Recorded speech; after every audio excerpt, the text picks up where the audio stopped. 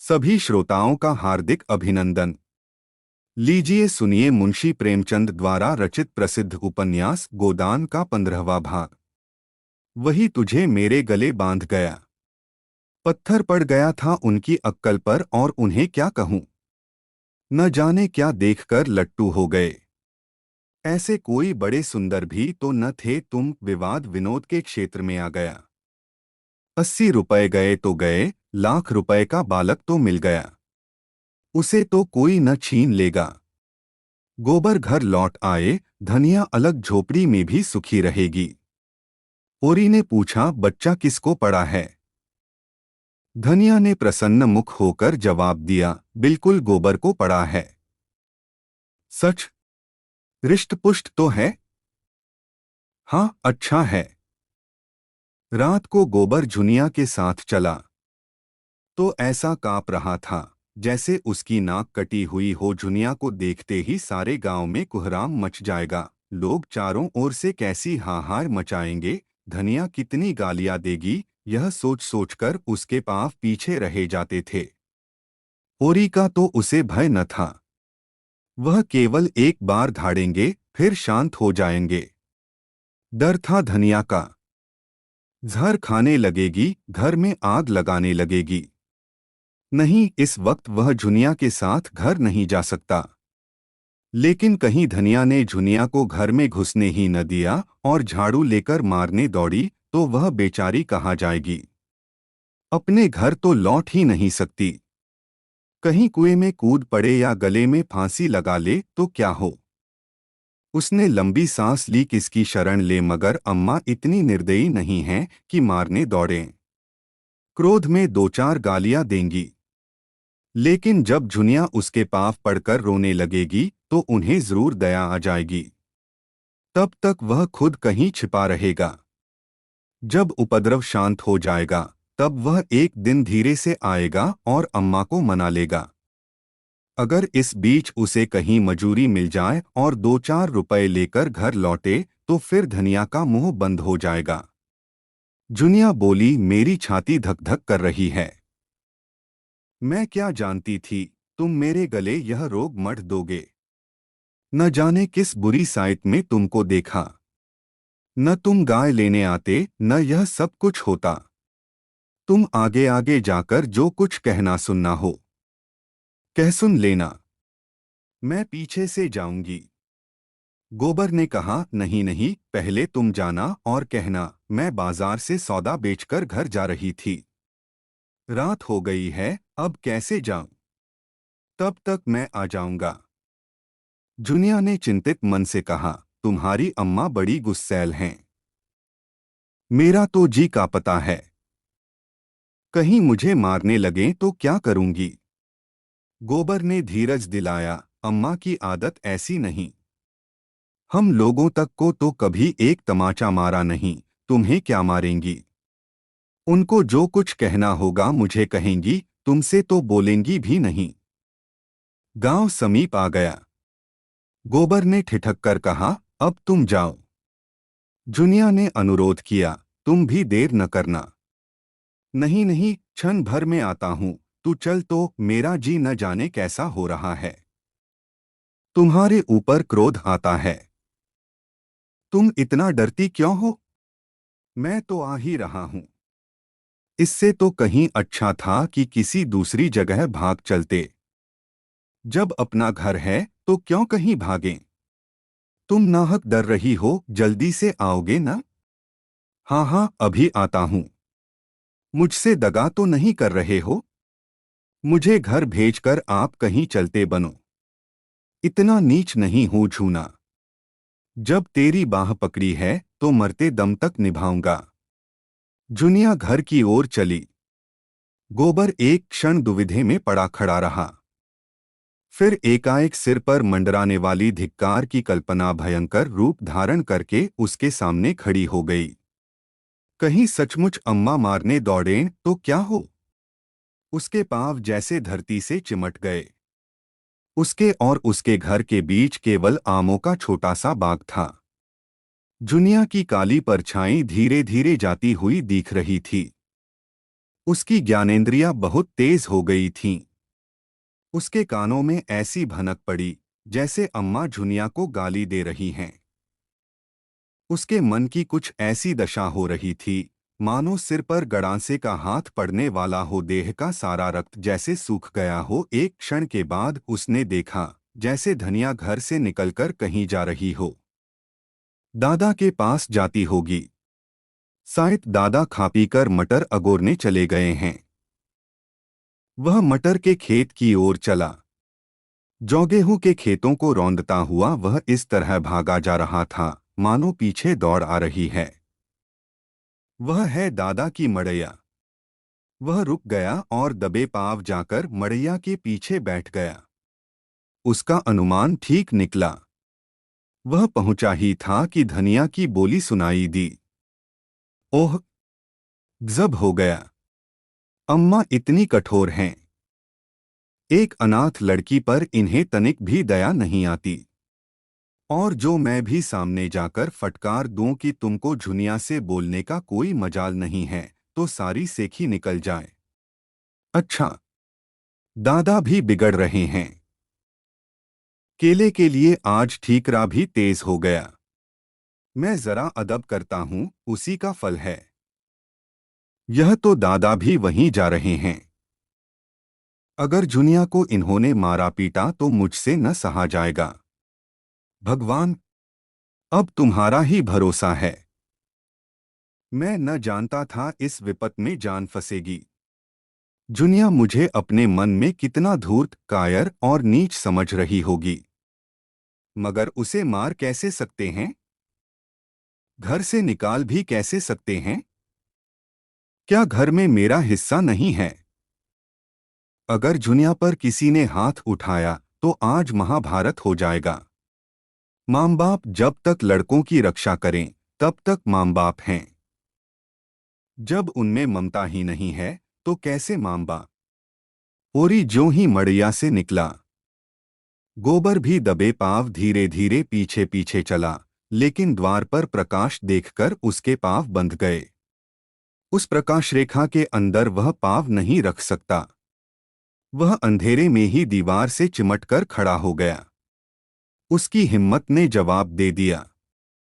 हाय, बेचारी झुनिया पर निरपराध यह लोग झल्ला रहे हैं और वह कुछ नहीं कर सकता।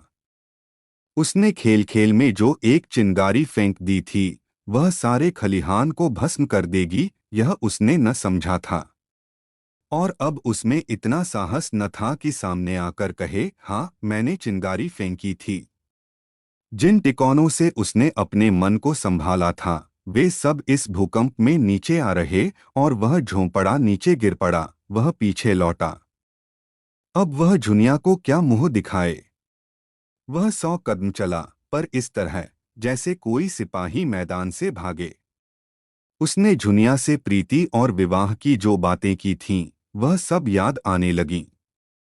वह अभिसार की मीठी स्मृतियां याद आईं जब वह अपने उन्मत्त उसासों में, अपनी नशीली चितवनों में मानो अपने प्राण निकालकर उसके चरणों पर रख देता था। जुनिया किसी वियोगी पक्षी की भांति अपने छोटे से घोंसले में एकांत जीवन काट रही थी। वहां नर का मत आग्रह न था, न वह उद्दीप्त उल्लास, न शावकों की मीठी आवाजें, मगर बहेलिये का जाल और छल भी तो वहां न था। गोबर ने उसके एकांत घोंसले में जाकर उसे कुछ आनंद पहुंचाया या नहीं, कौन जाने, पर उसे विपत्ति में तो डाल ही दिया। वह संभल गया। भागता हुआ सिपाही मानो अपने एक साथी का बढ़ावा सुनकर पीछे लौट पड़ा। उसने द्वार पर आकर देखा तो किवाड़ बंद हो गए थे। किवाड़ों के दराजों से प्रकाश की रेखाएं बाहर निकल रही थीं। उसने एक दराज से बाहर झांका। धनिया और झुनिया बैठी हुई थीं। ओरी खड़ा था। जुनिया की सिसकियां सुनाई दे रही थीं और धनिया उसे समझा रही थी, बेटी तू चलकर घर में बैठ, मैं तेरे काका और भाइयों को देख लूंगी। जब तक हम जीते हैं किसी बात की चिंता नहीं है। हमारे रहते कोई तुझे तिरछी आंखों देख भी न सकेगा। गोबर गदगद हो गया। आज वह किसी लायक होता तो दादा और अम्मा को सोने से मढ़ देता और कहता, अब तुम कुछ परवाह न करो, आराम से बैठे खाओ और जितना दान पुण्य करना चाहो करो। जुनिया के प्रति अब उसे कोई शंका नहीं है। वह उसे जो आश्रय देना चाहता था वह मिल गया। जुनिया उसे दगाबाज समझती है तो समझे। वह तो अब तभी घर आएगा जब वह पैसे के बल से सारे गांव का मुंह बंद कर सके और दादा और अम्मा उसे कुल का कलंक न समझकर कुल का तिलक समझें। मन पर जितना ही गहरा आघात होता है, उसकी प्रतिक्रिया भी उतनी ही गहरी होती है। इस अपकीर्ति और कलंक ने गोबर के अंतस्तल को मथकर वह रत्न निकाल लिया जो अभी तक छिपा पड़ा था। आज पहली बार उसे अपने दायित्व का ज्ञान हुआ और उसके साथ ही संकल्प भी। अब तक वह कम से कम काम करता और ज्यादा से ज्यादा खाना अपना हक समझता था। उसके मन में कभी यह विचार ही नहीं उठा था कि घर वालों के साथ उसका भी कुछ कर्तव्य है। आज माता पिता की उदात्त क्षमा ने जैसे उसके हृदय में प्रकाश डाल दिया। जब धनिया और झुनिया भीतर चली गईं, तो वह होरी की उसी मड़िया में जा बैठा और भविष्य के मंसूबे बांधने लगा। शहर के बेलदारों को 5-6 आने रोज मिलते हैं, यह उसने सुन रखा था। अगर उसे 6 आने रोज मिलें और वह 1 आने में गुजर कर ले तो 5 आने रोज बच जाए। महीने में 10 रुपए होते हैं और साल भर में 125 वह 125 की थैली लेकर घर आए तो किसकी मजाल है जो उसके सामने मुंह खोल सके। यही दातादीन और यही पटेसुरी आकर उसकी हाँ में हाँ मिलाएंगे और जुनिया तो मारे गर्व के फूल जाए। 2-4 साल वह इसी तरह कमाता रहे तो घर का सारा दलिद्दर मिट जाए। अभी तो सारे घर की कमाई भी 125 नहीं होती। अब वह अकेला 125 कमाएगा। यही तो लोग कहेंगे कि मजूरी करता है। कहने दो, मजूरी करना कोई पाप तो नहीं है। और सदा 6 आने ही थोड़े मिलेंगे। जैसे जैसे वह काम में होशियार होगा, मजूरी भी तो बढ़ेगी। तब वह दादा से कहेगा, अब तुम घर बैठकर भगवान का भजन करो। इस खेती में जान खपाने के सिवा और क्या रखा है। सबसे पहले वह एक पछाई गाय लाएगा जो 4-5 सेर दूध देगी और दादा से कहेगा, तुम गौ माता की सेवा करो। इससे तुम्हारा लोक भी बनेगा, परलोक भी। और क्या, 1 आने में उसका गुजर आराम से न होगा। घर द्वार लेकर क्या करना है, किसी के ओसार में पड़ा रहेगा। सैकड़ों मंदिर हैं, धर्मशाले हैं। और फिर जिसकी वह मजूरी करेगा, क्या वह उसे रहने के लिए जगह न देगा। आटा रुपए का 10 सेर आता है। 1 आने में 2.5 पाव हुआ। 1 आने का तो वह आटा ही खा जाएगा। लकड़ी, दाल, नमक, साग, यह सब कहाँ से आएगा।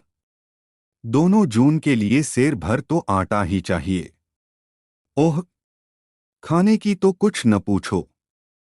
मुट्ठी भर चने में भी काम चल सकता है। हलवा और पूरी खाकर भी काम चल सकता है। जैसी कमाई हो वह आध सेर आटा खाकर दिन भर मजे से काम कर सकता है। इधर उधर से उपले चुन लिए, लकड़ी का काम चल गया। कभी 1 पैसे की दाल ले ली, कभी आलू भूनकर भुर्ता बना लिया। यहाँ दिन काटना है कि चैन करना है। पत्तल पर आटा गूंधा, उपलों पर बाटियां सेंकी, आलू भूनकर भुर्ता बनाया और मजे से खाकर सो रहे। घर ही पर कौन 2 जून रोटी मिलती है, 1 जून चबेना ही मिलता है। वहां भी 1 जून चबेने पर काटेंगे।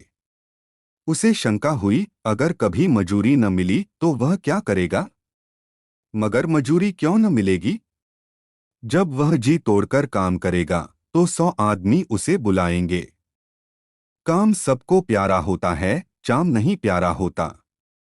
यहाँ भी तो सूखा पड़ता है, पाला गिरता है, ऊख में दीमक लगते हैं, जौ में गेरुई लगती है, सरसों में लाही लग जाती है। उसे रात को कोई काम मिल जाएगा तो उसे भी न छोड़ेगा। दिन भर मजूरी की, रात कहीं चौकीदारी कर लेगा।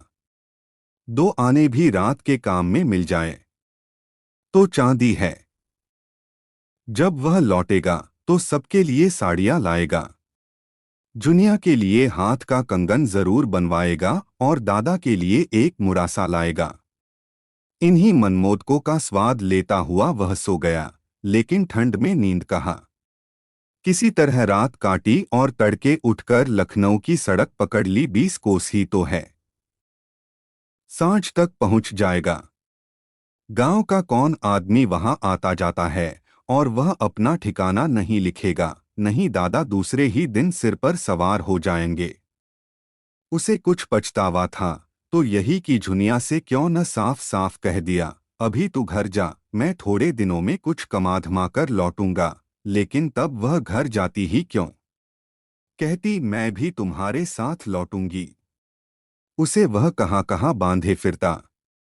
दिन चढ़ने लगा। रात को कुछ न खाया था। भूख मालूम होने लगी।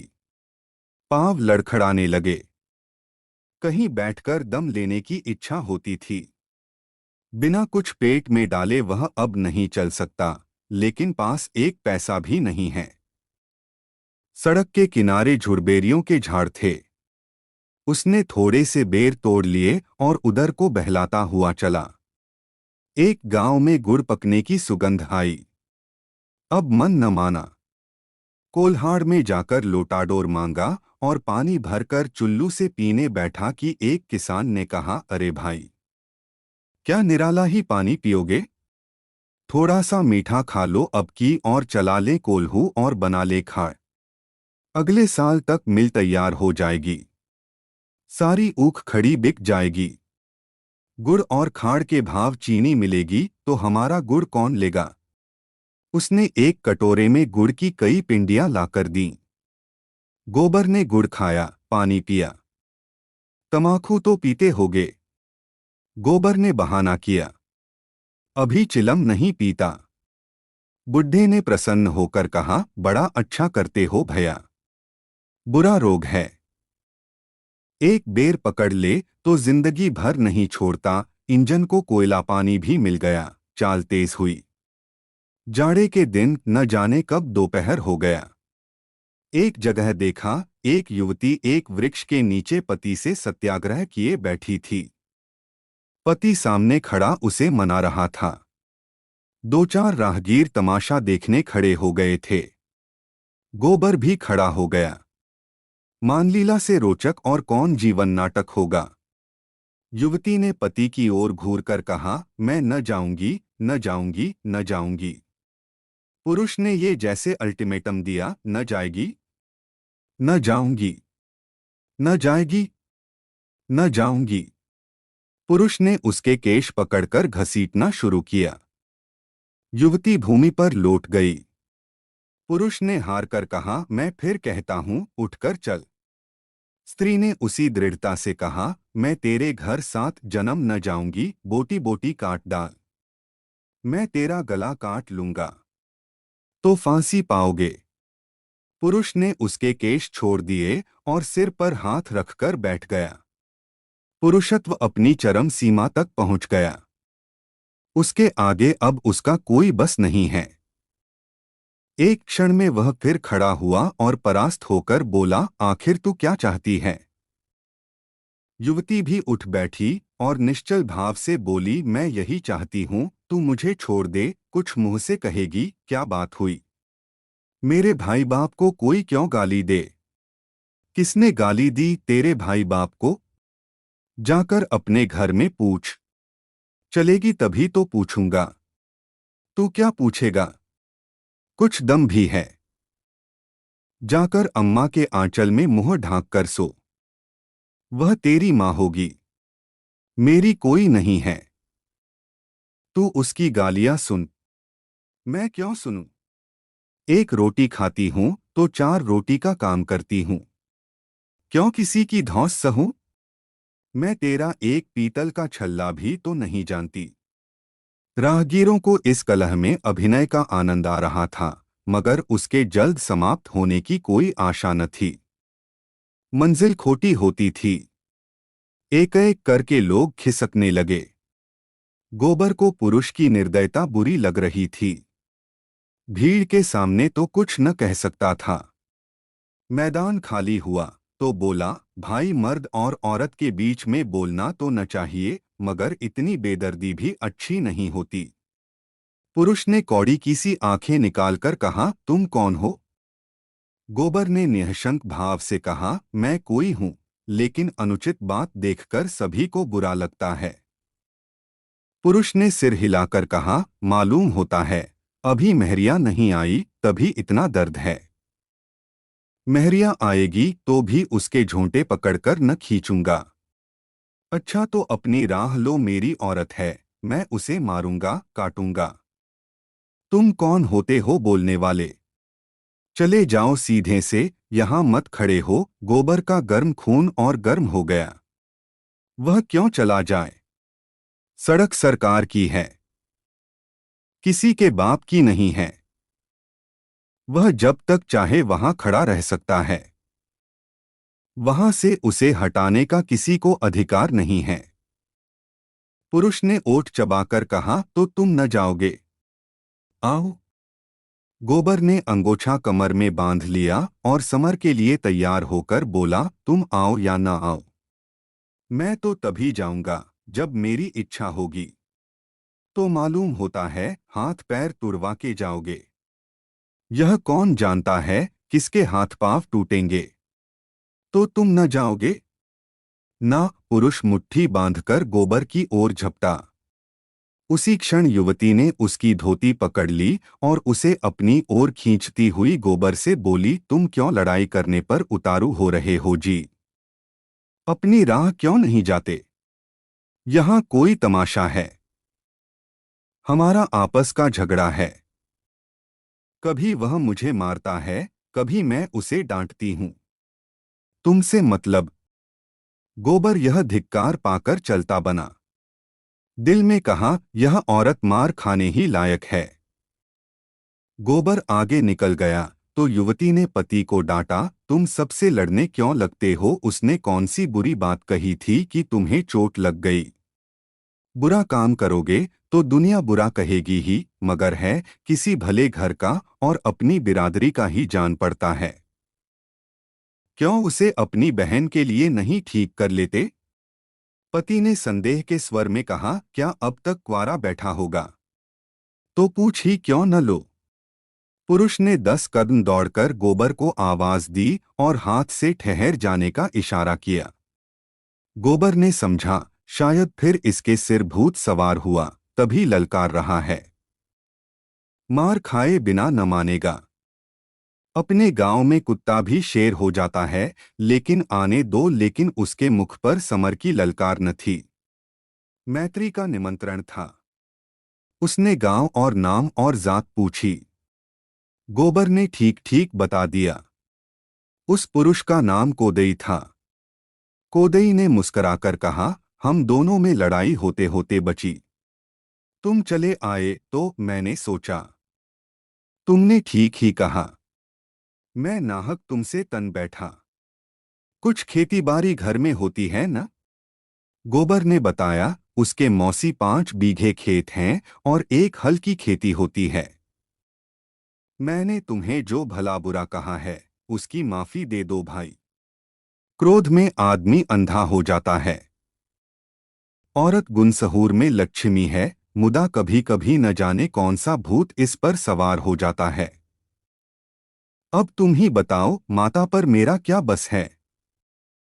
जन्म तो उन्हीं ने दिया है, पाला पोसा तो उन्हीं ने है।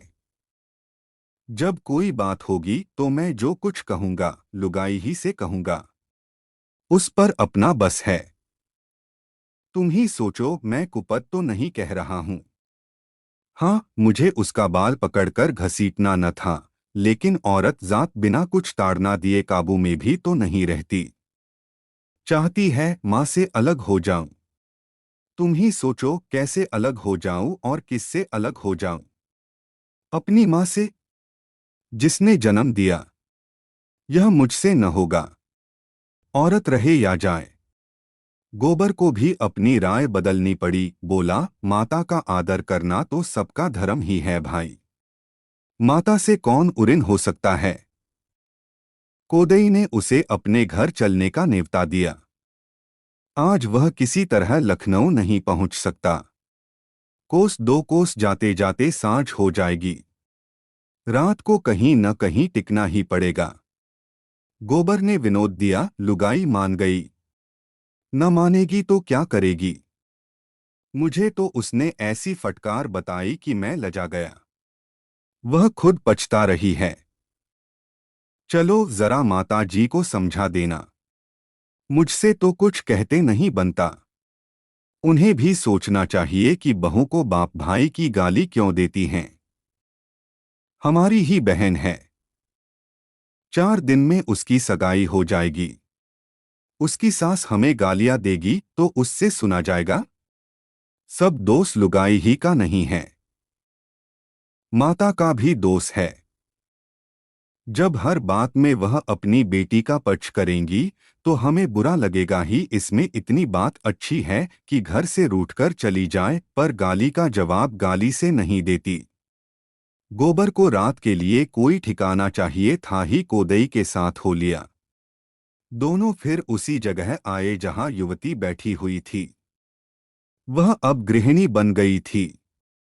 जरा सा घूंघट निकाल लिया था और लजाने लगी थी। कोदई ने मुस्कराकर कहा, यह तो आते ही न थे। कहते थे ऐसी डांट सुनने के बाद उनके घर कैसे जाए।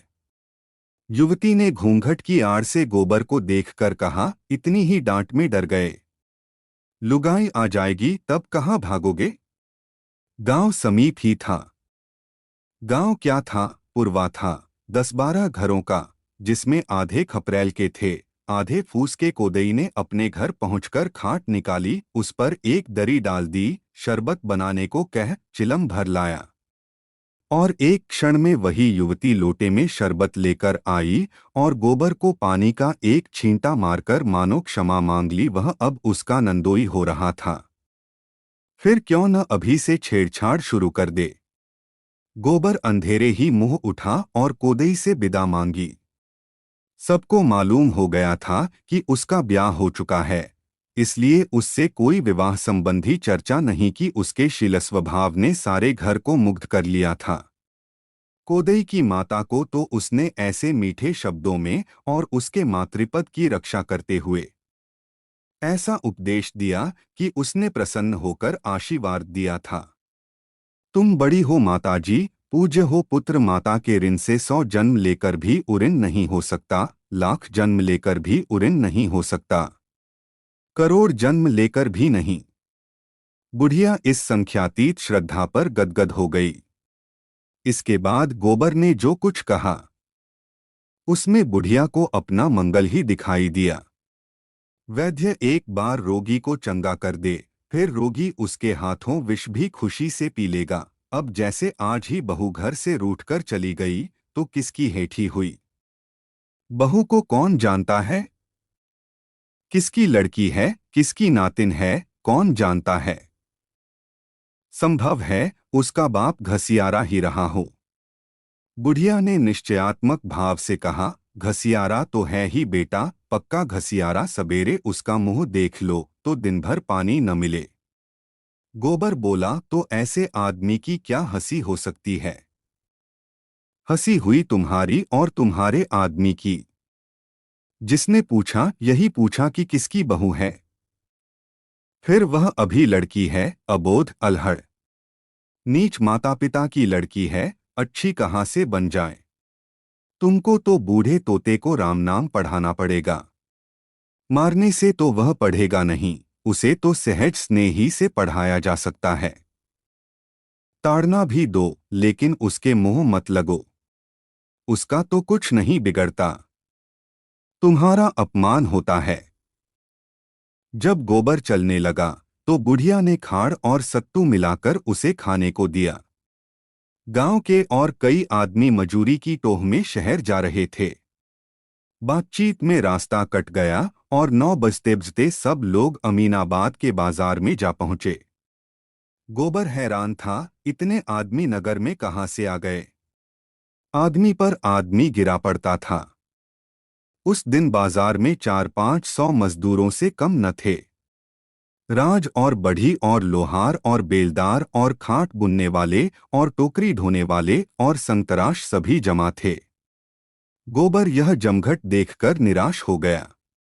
इतने सारे मजदूरों को कहाँ काम मिला जाता है, और उसके हाथ में तो कोई औजार भी नहीं है। कोई क्या जानेगा कि वह क्या काम कर सकता है। कोई उसे क्यों रखने लगा। बिना औजार के उसे कौन पूछेगा। धीरे धीरे एक एक करके मजदूरों को काम मिलता जा रहा था। कुछ लोग निराश होकर घर लौटे जा रहे थे। अधिकतर वह बूढ़े और निकम्मे बच रहे थे, जिनका कोई पुछत्तर न था। और उन्हीं में गोबर भी था। लेकिन अभी आज उसके पास खाने को है। कोई गम नहीं। सहसा मिर्जा खुर्शेद ने मजदूरों के बीच में आकर ऊंची आवाज से कहा, जिसको 6 आने रोज पर काम करना हो वह मेरे साथ आए। सबको 6 आने मिलेंगे। 5 बजे छुट्टी मिलेगी। 10-5 राजों और बढ़ियों को छोड़कर सबके सब उनके साथ चलने को तैयार हो गए। 400 फटेहालों की एक विशाल सेना सज गई। आगे मिर्जा थे, कंधे पर मोटा सोटा रखे हुए। पीछे भुखमरों की लंबी कतार थी, जैसे भेड़े हों। एक बूढ़े ने मिर्जा से पूछा, कौन काम करना है मालिक। मिर्जा साहब ने जो काम बतलाया, उस पर सब और भी चकित हो गए।